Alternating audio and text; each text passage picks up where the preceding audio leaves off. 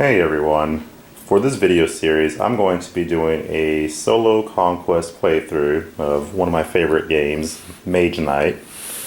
This game is by Vlada Chvátil. What's great about this game right here is that you can play it anywhere from 1 to 4 players with the base game, 5 players if you add on the Lost Legion expansion. I play this game quite a bit. It's my go-to game for solo playing. This game especially is one of the games that plays really well solo. A lot of times in co-op board games, whenever you play a game solo, it doesn't quite have the same feel. It more or less just feels like you're playing multiple players and you're using all their turns. But the great thing about Mage Knight is you can actually go through with just the one player, and it has a pretty well designed system just for solo play. It also plays really good co-op and competitive, although I haven't played the competitive mode as much as I would like to, since this game does take quite a bit of time. On the box it says here,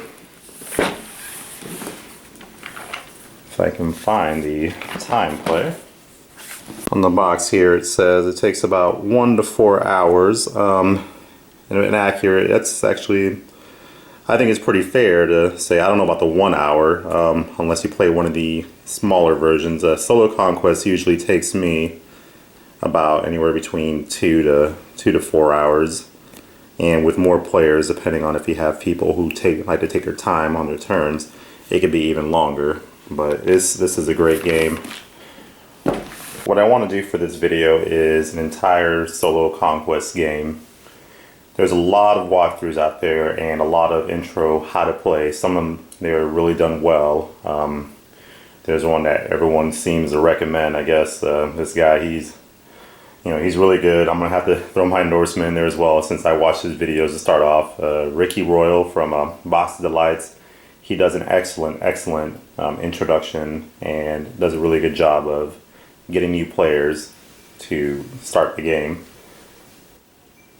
What I'm going to be doing is I'm just going to be playing. I'm going to try my best to explain what I'm doing and to try to throw out some rules.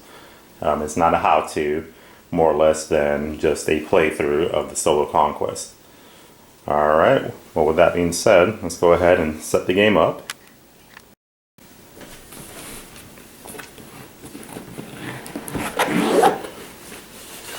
Alright.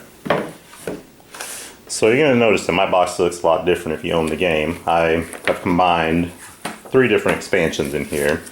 I have the regular base game, I have Lost Legion in here, and I have also added the Krang expansion.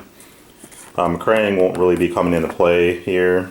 I've actually decided, he's a really good character, but for new players and for this playthrough I just want to use one of the base characters.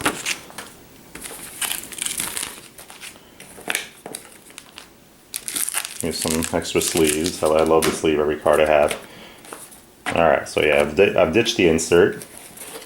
And there's a great pattern for tug boxes. If you go to Board Game Geek, look them up. I forgot which one exactly I used, but these things have been a lifesaver. You have to use cardboard stock and just kind of print and play, and they store all the different cards because there are a lot of cards to this game. And another thing you're going to be seeing here, the way I organize my game, is I have these tiles rubber banded. I'm not sure how good they are for longevity. I've had this game for about 2 years, and I always use the rubber bands that hold them together. There's a little bit of slight peeling on some of these boards, but for the most part they're staying pretty intact. Yeah, you can see right here, there's one little corner. But they've been holding pretty good together. Alright. This is something else you're going to need if you want to ditch the insert, is Plano boxes. Now for my crystals, I have them all stored up in one of the smaller versions, and I have my die all put in here. And for all my characters and my dungeon icons, or enemy tokens, cities, I have this Plano right here. For right now, it fits everything I need. I have 6 characters. Here's Krang, sitting right here too. But yeah, I have the 6 base characters. I'm able to store up all my dungeon minion monsters And also I have Volcaire over here.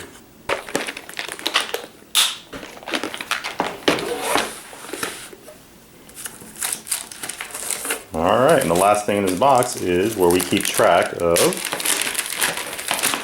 our fame and reputation.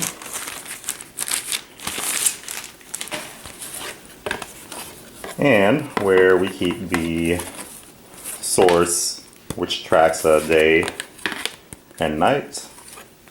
And also, if you see on here, it shows you the cost of all the different terrains, how much it costs to move through during days and nights. For example, this is plains right here, and it costs 2 to move through, and that's the hills, it costs 3, woods 3, so on and so forth. You notice right here it has for mountains and lakes, it's impassable, so it has an X.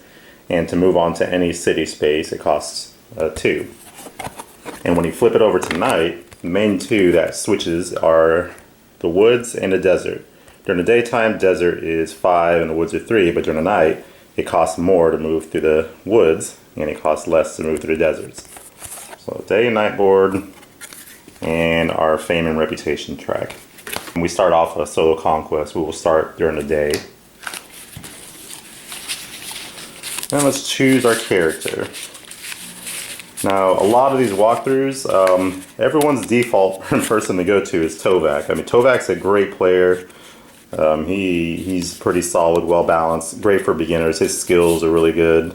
His deed deck, the cards that he has are pretty decent too. But sorry, Tovak, we're gonna go with somebody else. There's plenty of playthroughs out there with Tovak in mind. So we have these other characters left. Now, Wolfhawk, she comes with the Lost Legion expansion, and I'm not really a big fan of hers.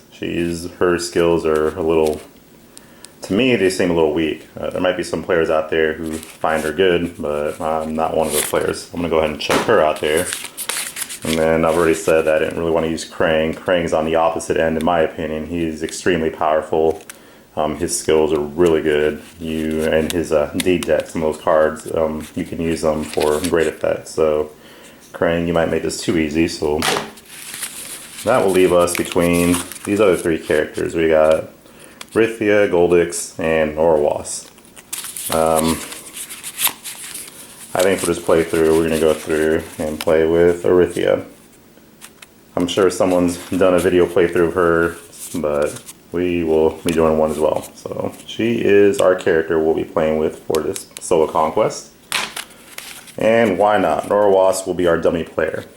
Now for solo play, the dummy player, what ends up happening is he keeps track of the round. Normally in a Conquest, or the competitive version, the Blitz Conquest and the Full Conquest, whenever you run out of your cards in your deck, you can play or declare the end of round. Now in the solo play, you're not really going to want to declare end of round because that will cut your turn short. So what the dummy player does is he starts off with his deck of cards and he'll draw 3 cards. He'll draw 3, and then on the 3rd card, if it's one of these colors down here, you'll draw an additional mana, you'll draw an additional card for the color of the cards. And as we progress throughout the round, and I'll show you guys here in a second, the advanced actions and the spells affect which card goes into his deck and what additional crystal he'll draw on here. So if you put a red crystal on there, as you're drawing the cards, show an example, say this one's a blue card right here, and if there was blue crystal on here, you draw an additional. So it's always 3 plus additional draw for whatever color card you have. So we'll be using Norwas for our dummy player.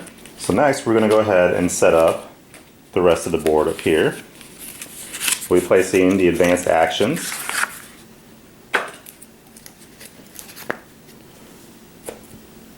And the advanced actions will go up on this upper left corner. And we start by drawing 3 cards.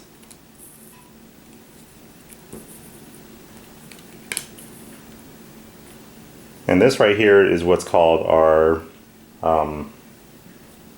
advanced actions offer. So when you level up, or any other card that lets you grab something from the advanced actions offer, that's what it's referring to, is these cards right over here. Next, we'll go to the spells. And for for cooperative and solo, there are 4 cards that are taken out. It's the ones over here that I guess an easy way to differentiate which ones they are. It's anything that says other players on it. This one has each other players, but for easy reference, it's Energy Flow, Mind Read, Mana Claim, Mana Meltdown. And it's one of each kind of color, so you have a blue, red, white, and green. These cards are removed from the spell offer. We won't be using these. And then we do the same thing with the spells offer that we did for the advanced actions. You draw 3, and that'll be our spell offer. So whenever we conquer a mage tower or get a reward for a spell, we'll be able to draw from those 3 that are revealed. So next we'll be revealing our units. So what we do is for the beginning, we'll take the regular base units, which is, you can tell the difference between these and the elites by the back. The regulars will have a gray, and the elite units, let me grab that stack out here, they will have a gold back. Now we won't reveal these until later on in the game when we reveal a core tile, and those are the ones with the brown, and I'll explain that here later on. But for now, we'll be revealing 3 units. And the way it works is on the Conquest, you reveal the number of how many players you have plus 2. So since we are playing by ourselves, we will reveal 1 plus 2, so there'll be 3 units in the offer. So if you're playing a co-op Conquest, it would be 2 plus 2, so it would be 4. We have 4, it would be 6. That way we have more availability on our unit offer. So with the die in the source, we'll do the same thing we did with the units. We will have the number of players plus 2 die. So we'll go ahead and roll those.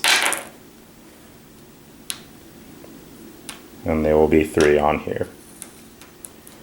Now once we are ready to start the playthrough, you'll notice that the die will be a little bit different. I'm actually putting the setup after I played the game. I completely forgot to show everyone how to set up the game, so this might make it easier in trying to put things together. So next we'd also end up setting up all of our tokens up here, which I'm just going to show you what the tokens are, and once we start the game it'll be set up. But I'll be placing these little tokens over here, shuffling each according to stack, and placing them above the reputation and fame board. Next we'll be setting up our map. Now for Solo Conquest, this is always going to be your starting tile. Depending on how many players you have, you either start off with the wedge tile, or on the opposite end over here, this is side B and it's wider. So for the solo one, we'll be doing the more narrow passage, and it'll be side A. Now for this, we'll be starting this portal. We're not able to move into any of these spaces, and the side over here is what's called the coastline. Whenever we explore any tiles, we'll be exploring towards the middle. So it starts off 1, then it'll be 2, and 3. And there's certain rules of placement for the map tiles that we can't break. For example, once we get to the brown maps, which these are the green ones, you're not allowed to reveal on the edge of the coastline. And it kind of just follows that triangular path. So it gets wider as you progress throughout the game. So to start off, we'll reveal 2 tiles. But when placing the tiles, you always try to align circles with stars and the number facing the same way. So this 14 and that number 3 will always be pointing in the same relative area, and you'll always match the symbols. So unless you're playing a variant, you can't just set it up whichever way you want. There's actually a specific way that you're supposed to set the map, and that's the symbols matching symbols and the numbers on the same spot as your starting letter. One thing I didn't explain before is for Solo Conquest, you'll start off with 7 green tiles. 2, 3, 4, 5. So we'll just kind of have the 5 right here, plus the 2 that we just placed. So when setting up, I would have set that up, have the stack, and then flipped and revealed. And then you'll take these brown tiles. We'll find 4. I'm gonna take this is Volkaire's camp. This is part of expansion. We're not using this one, but we will take 4 cities.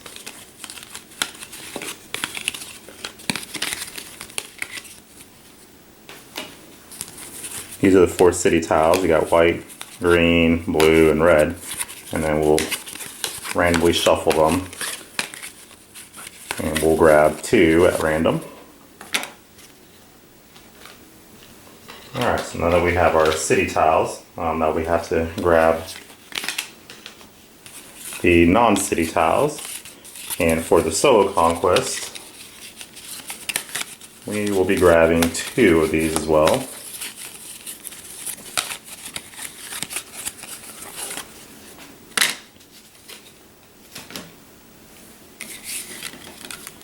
And then we take from all these, we take and randomize them. Shuffle them a little bit. Kind of hard to effectively shuffle,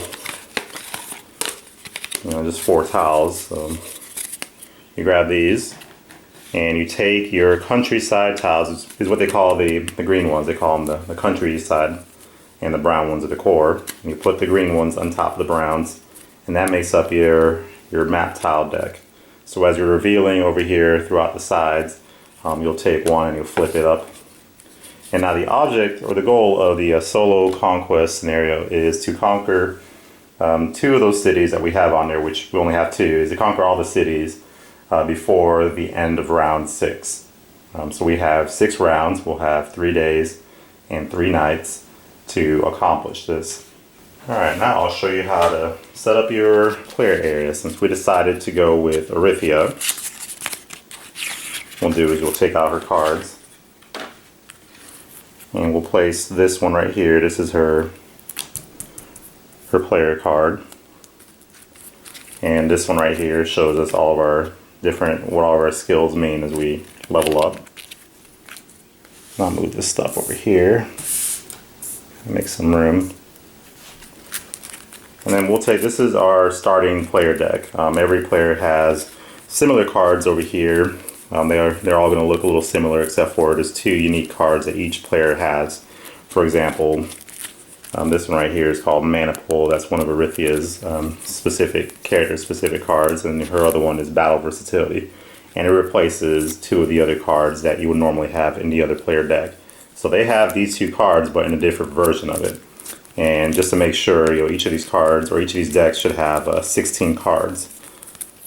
What you do with that is you shuffle them. And we'll draw our starting hand here just a little bit. But there's a few more things we have to do before we are ready to start. We will grab her player figure and her shield icons, and this is what keeps track of how many command tokens we have. So we'll take the one that has the blank on one side and put it here in the player area, and the rest of these we organize in numerical order. So 1, 2, 3, 4, 5, 6, 7, 8, 9, 10. Alright. And this is where we always will end up starting. So we'll have 2 armor, and we start off with a starting hand of 5.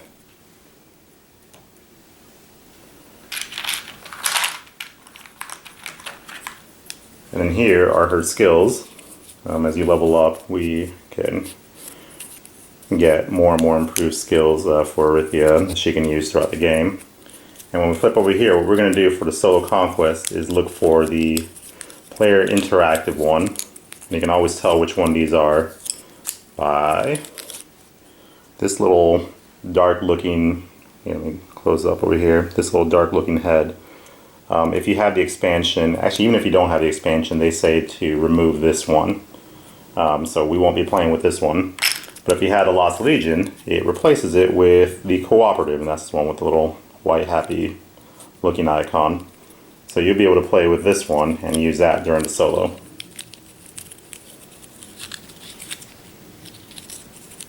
So we'll take her starting skills, kind of shuffle them up a little bit, and place them in the player area. Alright, and then we'll take her little shield tokens. We'll place one right here in the very center of the reputation marker and one on the 0 fame. So to start off with, we will have 0 fame and we'll have 0 reputation. So at the end of the game, once we conquer both of those cities, we tally up a final score, and if you're into keeping track of how well you do, the number over here will determine, our ending score, and you can kind of keep track, record, make high scores. But in a competitive game, this becomes more important because that's how you determine the winner. I believe in the competitive one, if you don't defeat all the cities, that doesn't mean everybody loses. I mean, if you want it to mean that, it can, but I think the rules are, the cities are just there for extra bonus points. But at the end of the competitive one, the person who has the most fame is the winner. So this is our victory point track and our keeping track of how many levels we gain throughout the game. We will place our wound deck over here. And the way wounds work is whenever you take a wound into your hand, you get one of these little wound icons on the back. If you're playing competitive, people can't see, if you're carrying wounds, but you'll know. And what these do is they clog up your hand. Normally during the game you can discard any number of cards if you have a hand size or a hand that you don't like, but once you get a wound in your hand, you are stuck with that, and it kind of takes up your maximum, or your hand size. So at the end of each turn you can only draw up to your hand size, but if you have a bunch of wounds, you won't be able to draw up as many cards. So you can have 3 wounds and only 2 regular cards in your hand. So the only way to get rid of wounds is to declare a rest action, which only goes into your discard, or you can play a healing card, which will throw them away and put them back on the healing or the wound pile. And then we'll go ahead and pull out the artifact deck. Now the artifact deck is different.